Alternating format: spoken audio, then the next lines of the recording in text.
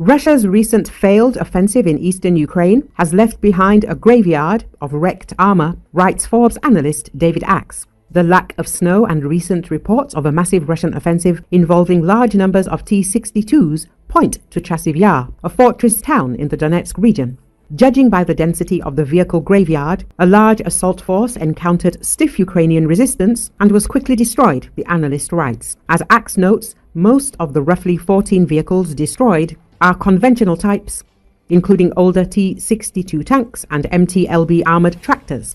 However, there are a couple of curious new tracked vehicles that appear to be homemade armored personnel carriers based on the T-62 chassis. As the analyst notes, the armored hull of the turretless T-62, combined with a 580 horsepower engine, should provide a reasonable degree of protection and mobility for any infantry. However, the problem with these vehicles, like the rest of the Russian equipment, is that none of them stand a chance in a massive attack under the explosions of drones. A Ukrainian blogger who posted the video of the vehicle's cemetery didn't specify the location, but the lack of snow and the recent reports of a massive Russian assault involving a lot of T-62s seem to point to Chasiv Yar, a fortress town in eastern Ukraine's Donetsk Oblast that Russian forces have been trying and failing to capture for the better part of a year. Infantry attacking on foot can avoid drawing the attention of Ukraine's omnipresent first-person view drones, so it's still possible for the Russians to advance against the outnumbered Ukrainians, albeit slowly and at great cost. But once in a while, an attempt is made to speed up the process with an attack by an armored group, one Russian blogger explained. Every time the Ukrainians completely destroy it with FPV drones, taking anywhere from 20 to 60 minutes. Expect to see more T-62 based APCs as Russia's vehicle losses exceed 15,000 and purpose-built APCs become rarer. Also expect these improvised vehicles to suffer the same fates as the more sophisticated tracked BMP-3s and wheeled BTR-82s they're replacing. Rolling out under skies swarming with tiny drones, all the armored vehicles burn before reaching the enemy, the Russian blogger wrote.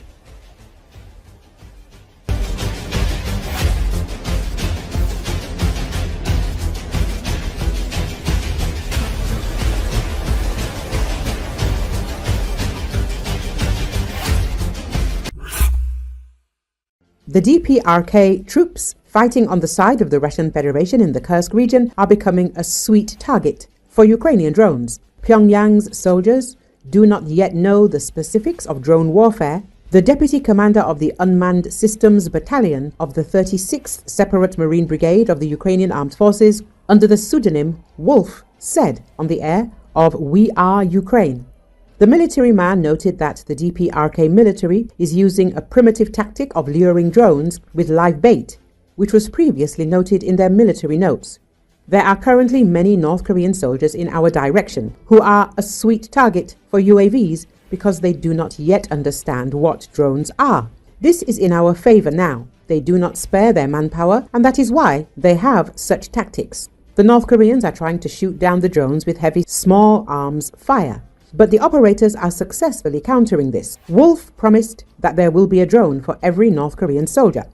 According to him, the overall situation in the Kursk region of the Russian Federation is difficult. Worsened weather conditions prevent unmanned systems units from fully realizing their potential on the battlefield. Our direction is difficult, like all the others. Now the enemy is conducting meat assaults using equipment, but thanks to unmanned systems, we are holding them back, saving our infantrymen, helping and destroying the enemy as much as possible, added Wolf. As noted in the report of the main intelligence directorate of the Ministry of Defense of Ukraine, Russians continue to involve units of the Army of the Democratic People's Republic of Korea in military operations in the Kursk region of Russia. At the same time, the GUR emphasized North Korean units continue to suffer significant losses among their personnel. Russia has lost up to a battalion of North Korean soldiers. These figures cover only losses in the Kursk region over the past 2 days, states Ukrainian President Volodymyr Zelenski. Zelenski said that he had listened to a report by the Commander-in-Chief of the Armed Forces of Ukraine, Oleksandr Syrsky, on the situation in the Kursk region. In particular, in the battles near the village of Makhnovka, the Russian army lost up to a battalion of infantry, North Korean soldiers and Russian paratroopers. And it is noticeable, the president emphasized. He also praised the Ukrainian military for destroying the enemy. In general, I want to recognize the professional and effective actions of our soldiers, of the Special Operations Forces and the 80th Separate Airborne Assault Brigade, the head of Ukraine emphasized.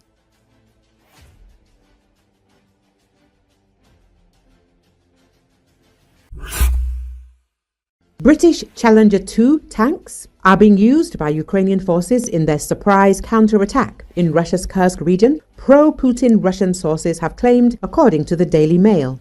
It was not immediately clear how much Ukraine had advanced in the region, but pro-Kremlin military bloggers reported earlier that a powerful new offensive was underway. Russian Z channels write that the Ukrainian Armed Forces carried out a company-sized mechanized attack in the direction of Budin, Novosotinsky.